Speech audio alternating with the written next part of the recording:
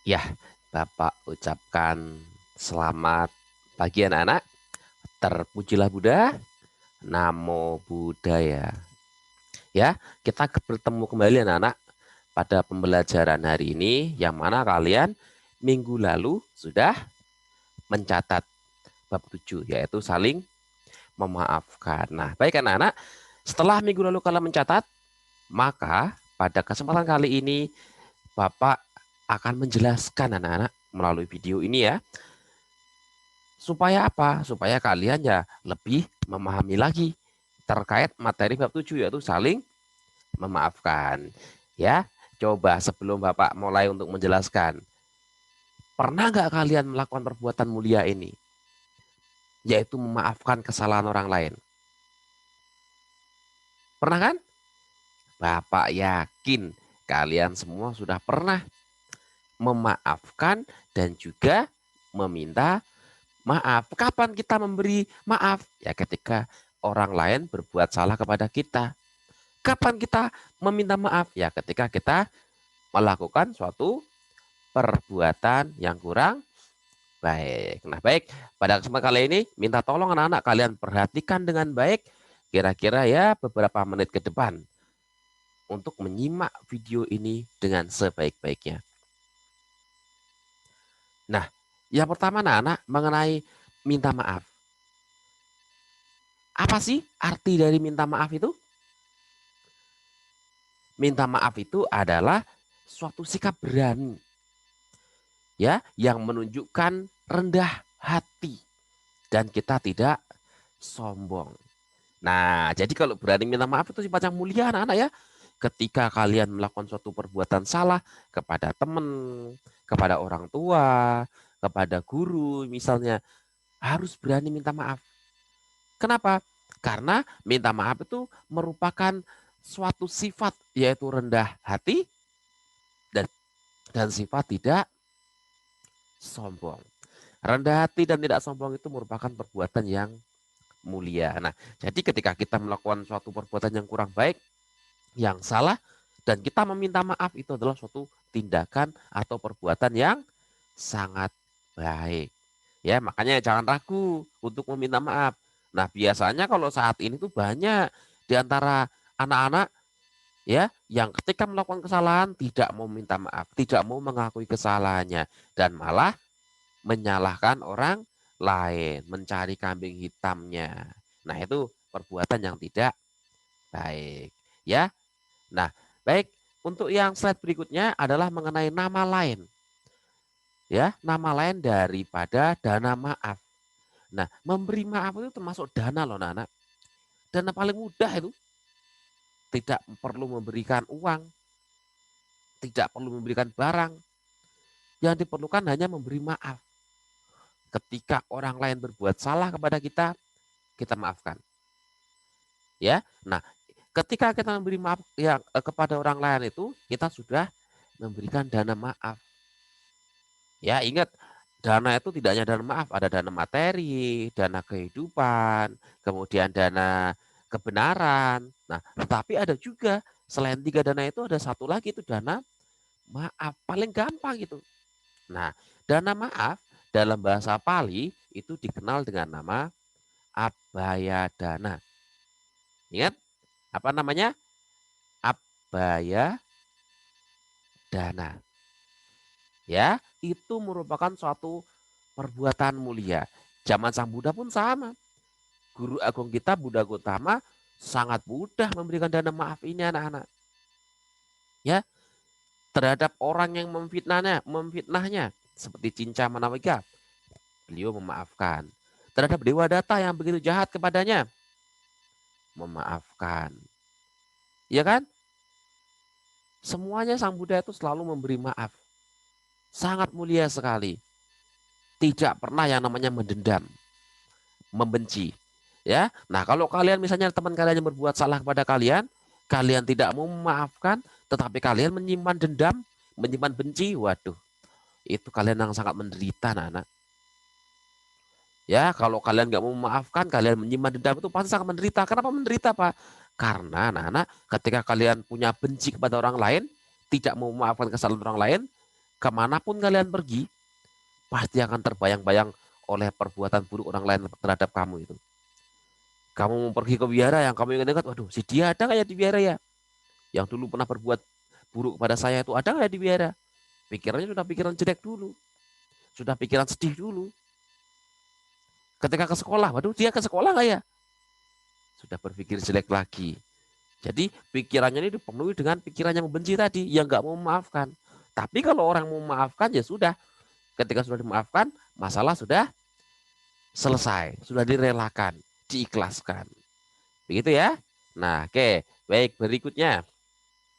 Nah, anak-anak, sifat meminta maaf maupun memberi maaf itu merupakan tadi yang di awal sudah Bapak sampaikan, sifat yang mulia, ya, yang patut kita praktekkan.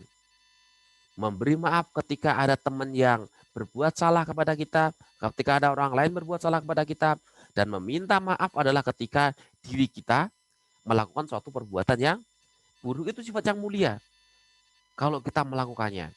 Ya, nah ini berani minta maaf itu merupakan ciri dari orang yang bertanggung jawab. Nah, kalian sebagai siswa Buddha yang bertanggung jawab harus berani minta maaf. Di rumah misalnya makan makanan sampai nggak habis, ya kan? Ya harus minta maaf. Kepada siapa? Kepada orang tua kalian. Mohon maaf mama, ini kayaknya kebanyakan, jadi nggak habis. Mohon maaf ya, lain kali saya pasti akan menghabiskan. Ini yang kedua kan? Nah, jika mempunyai kesalahan, kita memiliki kewajiban untuk meminta maaf.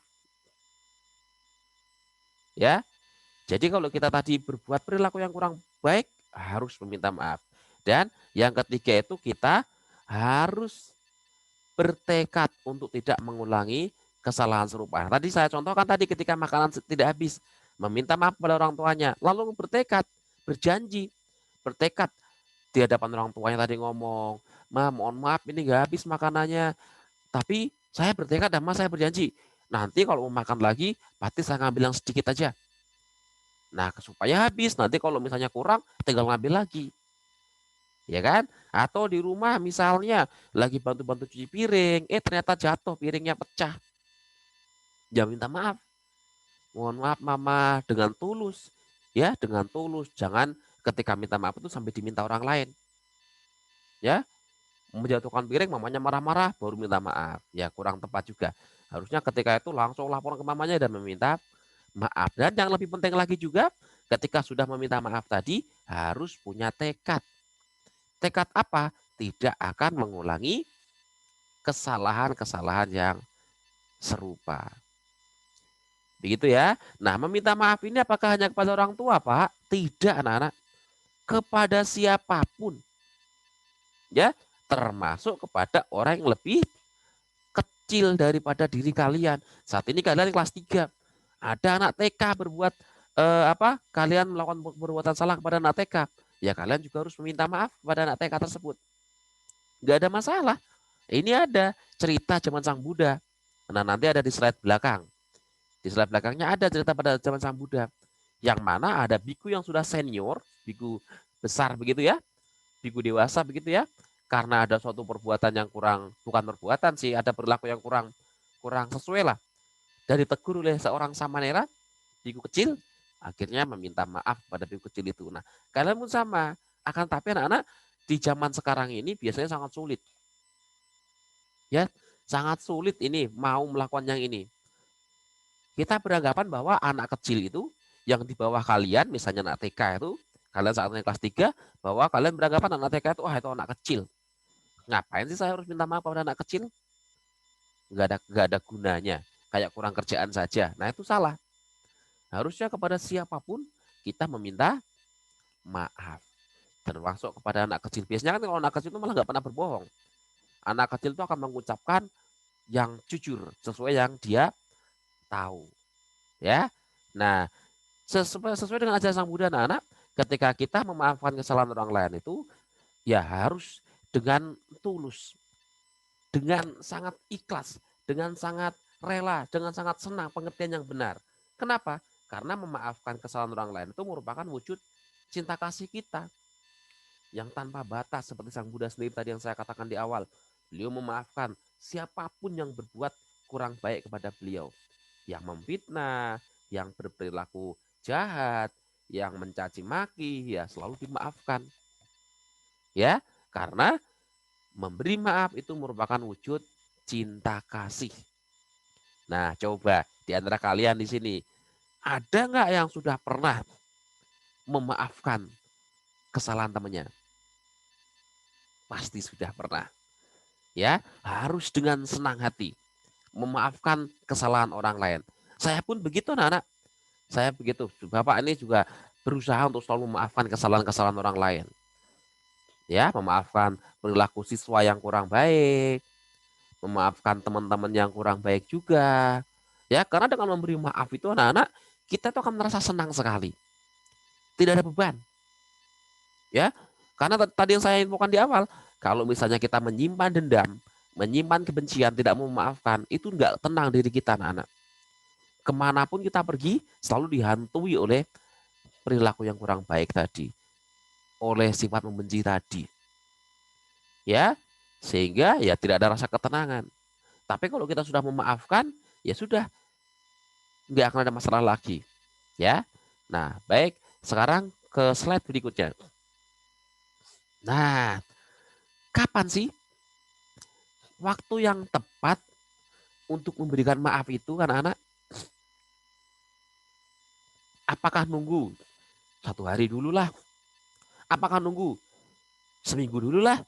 Dia kan sudah berbuat salah kepada kita, nunggu dulu lah. Ataukah perlu nunggu? Nanti dulu lah, dia dulu yang meminta maaf. Begitu? Tidak anak-anak. Ya, seperti orang tua kita. Kita itu seharusnya memberi maaf itu kapan? Ya, di slide ini. Kita itu sebaiknya anak-anak memberi maaf itu sebelum orang lain meminta maaf. Contoh di kelas 3 ini misalnya, di dalam kelas ternyata ada seorang siswa mematahkan pensil teman kalian. Kalian pensil kan dipatahkan oleh teman-teman yang lain. Tapi nggak sengaja. Ya, nggak sengaja. Pensilnya ini pensil kesayangan.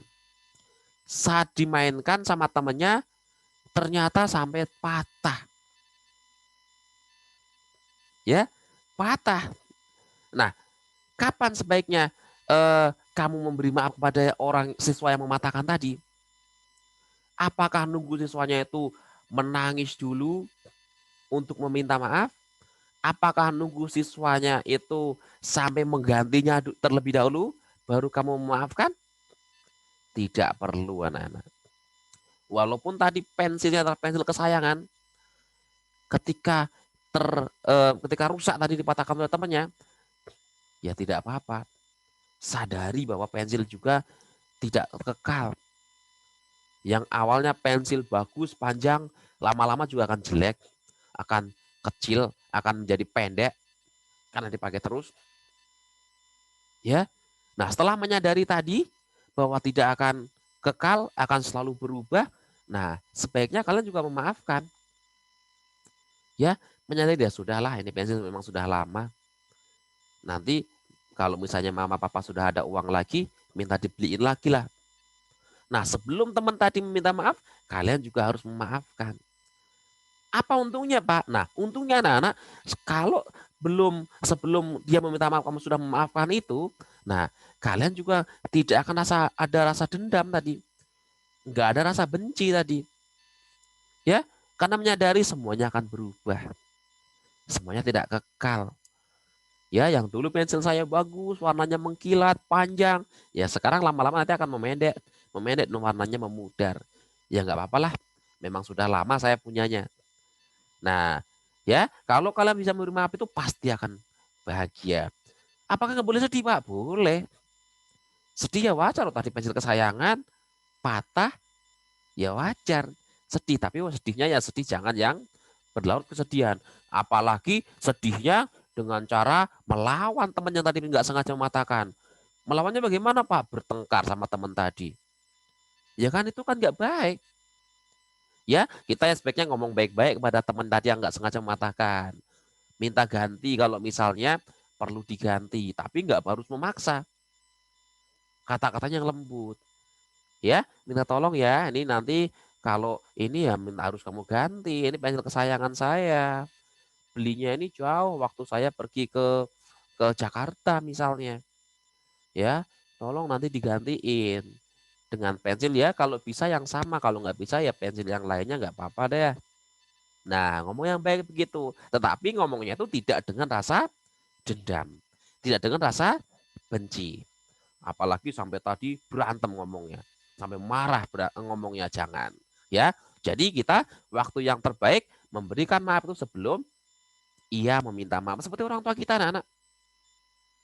Orang tua kita itu ketika kita berbuat salah, apakah orang tua kita tuh memaafkannya menunggu menunggu kita memohon maaf? Tidak, anak-anak. Coba kalian tanya ke orang tua kalian. Ketika anaknya berbuat salah, orang tuanya tuh langsung otomatis, ya, otomatis memaafkan, tidak menyimpan dendam, ya, pasti memaafkan. Misalnya biasanya kalau anak-anak itu di rumah suka mencuri uang mamanya, uang belanja untuk sayuran misalnya di rumahnya ada uang 1.000, 2.000, diambil buat beli jajanan, buat beli cilok misalnya ada yang lewat. Ketahuan orang tua ya dimarahin. Tapi apakah orang tua langsung membenci kalian? Tidak. Pasti kalian diberi pesan ya, nanti kalau gitu kalau kamu pengen uang minta dulu nak, jangan ambil langsung. Kenapa? Karena kalau ngambil itu perbuatan yang kurang baik. Kalian lebih baik minta dulu ke mama. Nanti mama kasih. Begitu kan diberi nasihat. Enggak ada rasa kemarahan yang penuh kebencian, tidak. Ya pasti orang tua kita sudah memaafkannya. Ya itu. Jadi lebih baik sebelum meminta maaf. Nah, kemudian yang ketiga ini anak-anak, terhadap keburukan orang lain tadi, kita tidak boleh membalas dengan keburukan. Tetapi kita harus membalasnya dengan perbuatan yang baik. Kayak tadi, nomor 1 tadi. Ketika misalnya teman nggak sengaja mematahkan pensil kita, itu kan perbuatan buruk. Ya kita nggak boleh membalas dengan keburukan. Tetapi kita membalasnya dengan perilaku yang baik. Tadi dengan sabar. Kita dengan ucapan yang lembut. Kalau minta ganti ya dengan ucapan yang bagus. Nadanya jangan nada yang nada tinggi. Dengan nada penuh kemarahan. Itu yang tidak boleh. Nah, baik, anak-anak, setiap orang pasti sudah pernah melakukan yang namanya kesalahan ya. Tidak terkecuali kalian. Orang dewasa, orang kecil, seperti kalian anak kecil, pasti juga sudah sering melakukan suatu kesalahan. Nah, anak-anak, Sang Buddha ini juga sudah mengajarkan anak-anak bahwasanya ada parita. Pada tahu ya, yang sering kalian bacakan kalau misalnya sebelum sekolah minggu, saat di wihara membacakan parita juga itu ya. Nah, Sang Buddha juga menguraikan anak-anak, ada loh parita yang digunakan untuk permohonan maaf, untuk penyucian diri ketika kita melakukan kesalahan. Apa paritanya itu? Nah, paritanya adalah namanya Wisudigata. Ya, parita Wisudigata. Kalau dalam bahasa Pali itu dikenal dengan nama parita Wisudigata. Nah, kalau dalam bahasa Indonesia itu artinya ya parita penyucian diri. Ya, parita tersebut bunyinya itu seperti ini anak-anak ini. Terjemahannya. Jika melalui tubuh, perkataan, atau pikiran, aku ceroboh telah berbuat salah, semoga aku diampuni, oh Tathagata Sang Bijaksana. Dengan mengakui kesalahanku, terbuka dan tak disembunyikan. Di hadapan Sang Buddha yang Maha Bijaksana, semoga pikiranku dapat selalu suci. Nah, ini jika kita sudah berbuat salah, melalui jasmani, ucapan dan juga pikiran meminta maaf. Kemudian yang kedua, jika melalui tubuh, perkataan atau pikiran orang lain telah berbuat salah terhadapku, aku memaafkan mereka sekarang. Nah, ya, itu jadi intinya sangat mulia sekali kan. Jadi kalau kita berbuat salah melalui pikiran kita, melalui ucapan kita, melalui jasmani kita, ya kita memohon maaf semoga mereka memaafkan kesalahan kita. Ketika ada orang lain yang berbuat buruk terhadap kita melalui pikirannya, melalui ucapannya, melalui jasmaninya, ya kalian juga harus memaafkan. Nah, kapan ini dibacakan? Dibacakannya itu biasanya adalah sebelum tidur anak-anak. Ya, karena kita seharian sudah beraktivitas. Kita seharian beraktivitas itu, aktivitas kita itu kan melalui fisik kita, melalui ucapan kita, dan melalui pikiran kita anak-anak. Nah, pasti selama kita beraktivitas ini ada kesalahan-kesalahan. Baik yang tersengaja maupun yang tidak sengaja. Kesalahan lewat jasmani, kesalahan lewat perkataan, kesalahan lewat pikiran. Nah, itu kalian perlu membacakan Parita Wisudhigata ini. Ada kalau kalian mencari di YouTube juga sudah ada paritanya.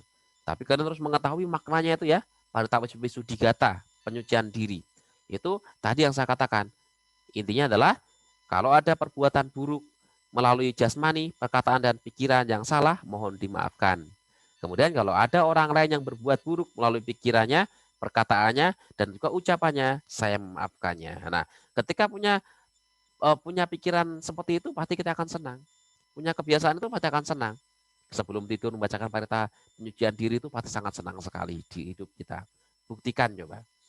Ya, karena ajaran Sang Buddha itu mengundang untuk dibuktikan. Nah, ini tadi anak-anak yang saya sampaikan di depan. Ya, yang mana ada seorang biku yang sudah besar tetapi mau meminta maaf dengan senang hati kepada seorang samanera kecil. Biku tersebut adalah Biku Sariputra, anak-anak. Ada yang tahu Biku Sariputra itu siapa? Biku Sariputra itu anak-anak adalah biku utama loh. Ini Biku Sariputra itu siswa utama Sang Buddha. Sang Buddha punya banyak siswa, tetapi yang siswa utamanya salah satunya adalah Biku Sariputra. Ya, biku paling utama ibaratnya kan, paling utama. Murid Buddha paling utama itu. Biku Sariputra. Beliau dikenal biku yang paling bijaksana. Ya. Nah, bagaimana kisahnya? Nah, Biku Sariputra ini meminta maaf kepada samanera kecil saat beliau memakai jubah yang kurang rapi. Jadi suatu ketika anak-anak di sebuah wihara tempat Sang Buddha tinggal bersama para biku yang lain, ada juga Biku Sariputra di situ. Nah, Biku Sariputra itu setelah keluar dari kutinya, jubahnya ada yang kurang rapi. Ya kurang rapi. Hanya itu saja loh kurang rapi. Lalu ditegurlah sama seorang samanera. Samanera itu calon biku. Ya, samanera itu calon biku. Samanera kecil itu menegur, "Wahai Biku Sariputra, kok jubah kamu combang-cambing sih? Kurang rapi." Ditegur seperti itu. Ya, tetapi setelah ditegur itu nggak marah.